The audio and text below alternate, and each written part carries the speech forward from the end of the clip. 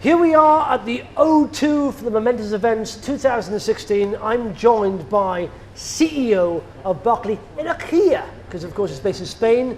Ticket code BKY. Paul, thanks for joining me. My pleasure, Justin. Good to see you again. Now, we've spoken to each other a lot in the podcast. I have to say, for the interest of transparency, guys, that I do hold some stock in the company.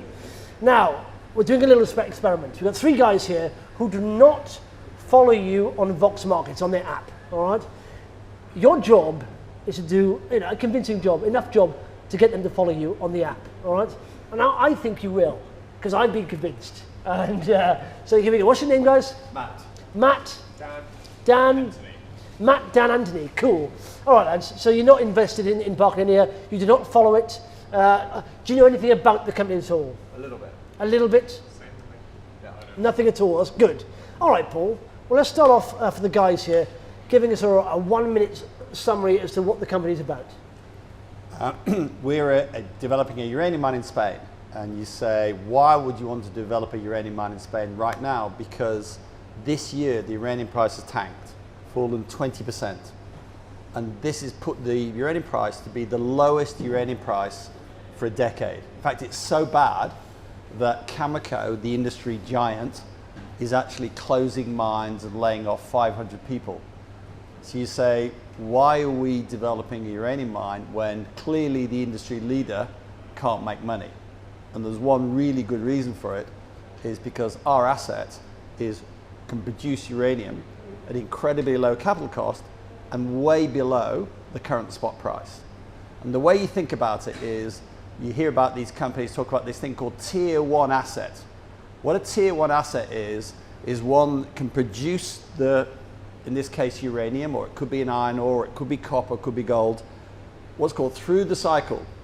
We all know that commodity prices are in a cycle. We never know how low it can go or how long.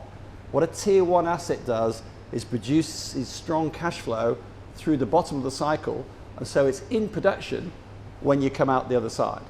And what's exciting for us is we've just literally made an announcement on a feasibility study today, and the numbers are really good. We can produce uranium at half the current spot price. This is the decade low spot price. So clearly we're in that space. So you might say, that's fine, Paul, it could sit there at the bottom for 10 years. And I'd say, fine, it'll make some very good return. It'll generate some good cash flow. But the excitement is the uranium prices come down, but the industry knows that in a few years' time, we've got 2 things happening. One is they've got this amazing new Chinese reactor demand. China's building 23 reactors at any point in time. It's commissioning 8 per year, not like Hinkley Point. They're building 8 Hinkley Points every year. They're going to come into the market. And then the American utilities, they're all fully contracted, but their contracts run off from 2018 onwards. So we know those 2 people are going to come into the market. And it depends which analyst you talk to, but that's when there's a deficit, and that's when sometime out there, the uranium price will react. So what we're saying is, we're building the mine now. We've literally got bulldozers arriving on site on Monday. We will be producing, hopefully, somewhere about the time when the new demand kicks in. So the way I think about it as an investment, it's asymmetric. That is, the downside's limited. We're going to build it. The uranium price will go a little bit lower, squeeze our margins a little bit, but the upside is explosive. And in fact, Dave Talbot from Dundee in Canada says the uranium price is going to have the biggest deficit it's ever seen, and the uranium price reaction could be like it was in 2005, violent, fast, explosive, multiple times. So I'm suggesting to you is we're a bit of a banker at the moment, boring cash flow generator at the moment. Sit there, put it away, and then sometime you're sitting there leveraged to this explosive or violent reactions for the uranium price. So Matt, will you join me? I bought stock. I'm saying, Matt, you must be convinced of that. I can see you are nodding. I'm intrigued. I've been intrigued for a few weeks now. Very good. Looking at BKY, I'm really intrigued. But I'm very happy to answer any question. The principle of it is, it's very, very simple. You guys all like cash flow. That's what we all understand. And an asset that can produce cash flow at the bottom of a cycle is one where smart money gets made. Anybody can chase the gold stocks. All the gold stocks today are trading at 1.5 times NPV. You know, discount the cash flows back, look at a gold stock now, they're all being chased up. So they've run. So where's the next commodity you can go into that can run. It's going to be one that's sitting there at the bottom like gold was a year ago.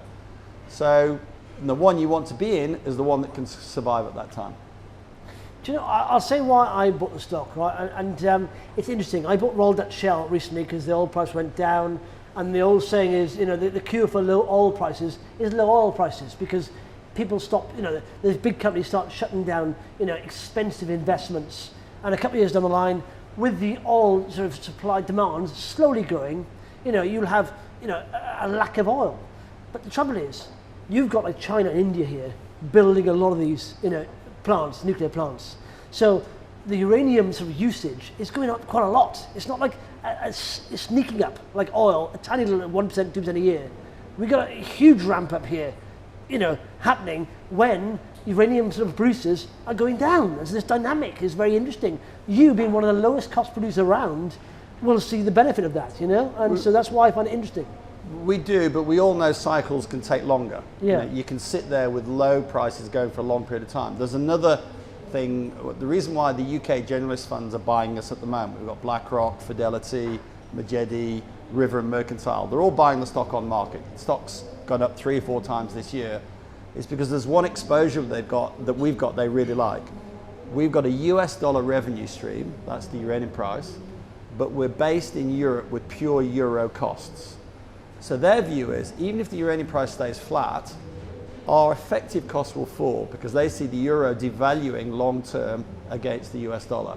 And they like that exposure. So the fact that we've got a margin now that they think will get bigger, and then it's leveraged to whatever the uranium price is going forward. So just that simple, it's like the Yellen tightening and the Draghi easing spread, they like to buy into that. Cool.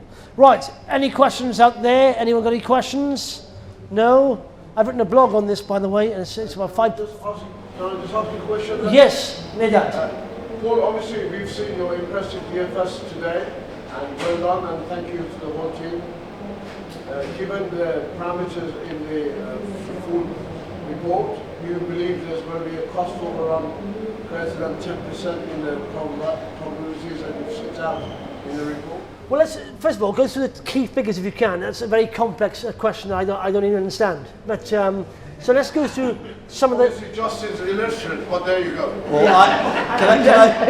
can I just say I fully understand the question. The question really is, I'm saying to you all that to put this asset into production, it's going to cost $100 million. The question from Edit is, will we cost overrun, and what are we anticipating? And I agree, it's about 10%.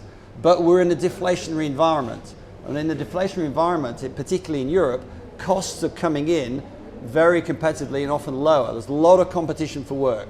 So yes, 10% is the outer, but we're hoping to deliver within that. So if I say to you $100 million, 110 is the upper limit. It's not like it was during the boom with iron ore, where an iron ore mine would come on, people would say it's going to cost 100 million, and it ended up costing 200 million. It's more like 10% or less. In that case, it was a very good question. It was a good question. Okay, follow-up question. What is your level of confidence of the actual people who's going to do the work to get into production? Do they have the capability and also the actual ethic to get there on time, or thereabouts within 2 or 3 months today? The management team I have on site is, they've built 3 major mines in Spain before. They've probably got the best track record, or one of the best track records in Spain. They're Spanish, they're really, really good. But yes, the other risk you're highlighting, will there be delays? Yes, there almost certainly will be delays. But what we're doing with everything we're doing is being upfront about it and saying we're doing everything we can to minimize those delays. And I think Justin will appreciate, will recognize, I think we've just about hit every milestone this year we've talked about. We actually said we'd start construction the middle of this year. Well, okay, we're 2-3 weeks late. We're starting Monday morning, whereas we should have started in June. So, and that's after 10 years. Our 10-year anniversary was June this year. We've missed by a couple of weeks. So we're still tight on the schedule, but yes, delays are the things we have to live with, and we're battling it all the way through. Can I say, I mean, when I read about Berkeley Energia, the only problem I had was getting into the stock. If you look at the chart, a very strong trend, and there was no pullbacks at all. In fact, today, I think one of the biggest pullbacks we've had. But literally, you will not see a pullback in the stock. Momentum is phenomenal. So that's one of the biggest problems. If you do some research on it, it's a good deal. I'm not saying buy, I'm saying maybe put it in the watch list. But Paul, 3 reasons, please, to convince the guys here why they should add it to the Vox Markets watch list. Well, number one is the stock's fundamentally undervalued. We're sitting there with 40 pence. You're going to see some broker reports coming out now where we're valued anywhere between £1.20 and £2. So there's a valuation issue there. 2 is we've got fantastic momentum. The people who are buying the stock are not other retail investors or other high net worth investors. They're the biggest institutions in town. Every name, Fidelity. In fact, some of the names coming into the stock right now are the top end of town. And they're not buying through a placement. They are buying on market. So you're in very, very, very good company. And thirdly is, as Justin knows, we've got very, very good news flow. And I think everybody understands if there's news flow, there's action that people go through. So I would recommend to you, buy the stock, sign up for our newsletter, feel engaged, give me a call, enjoy the experience. Yeah, and do you know what? I saw someone on Twitter saying they sold recently. I thought, are you insane? I mean, in your report recently, 116 million net profit over the life of the mine. You know, so 11 million a year. No, it's 116 per year. Per year? Per year. Net profit per year? After tax. You better believe it, Justin. Right, guys. Are you following the stock, yes or no? I have a question. Go on. What percent is held by the institutions and what percent of the board over? The management owns about 10% and the institutions own about 45%. Okay. So it's being bought by the biggest institutions in London on market. I cannot stress that more. Yeah. No, I'm very interested. There's certain flags that get flagged up and you realise when you go through them and you think, wow, that's good, this is good. So it's a lot of things. In fact, give me email addresses, I'll send you my blog and you can read through it. And I try and make it as simple to read as possible because I'm pretty simple. So I have to understand it myself. So what are you saying? Are you following? Definitely. Are you following Berkeley Energia? Yeah, I'm in 3 followers, Paul. Give Paul a round of applause, please, ladies and gentlemen. All right. Welcome on board.